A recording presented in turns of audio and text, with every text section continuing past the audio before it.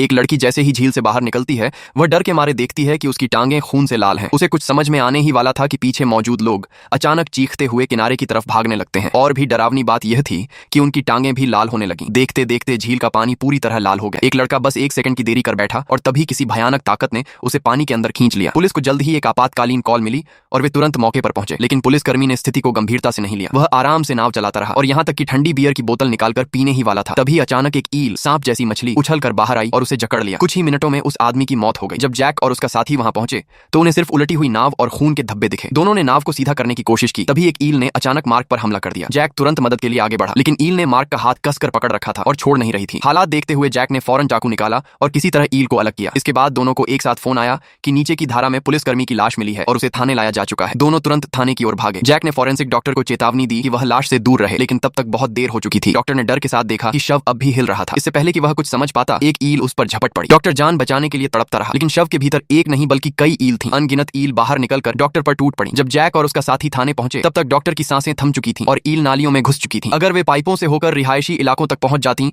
तो नतीजे बेहद भयानक होते। दोनों ने तुरंत मेयर को सूचना दी। मेयर यह सब देखकर दहल गया, लेकिन जब उन्होंने सभी पाइपलाइन बंद करने का सुझाव दिया तो मेयर ने आर्थिक नुकसान का हवाला देकर साफ मना कर दिया। उसे अंदाजा नहीं था कि यह फैसला उसे जिंदगी भर याद रहने वाला है। घर लौटने के बाद मेयर बाथरूम गया, लेकिन एक ईल पाइप के जरिए उसके टॉयलेट तक पहुंच चुकी थी। जब उसने भागने की कोशिश की तब तक बहुत देर हो चुकी थी। आखिरकार वह सबसे शर्मनाक तरीके से बाथरूम में ही मारा गया।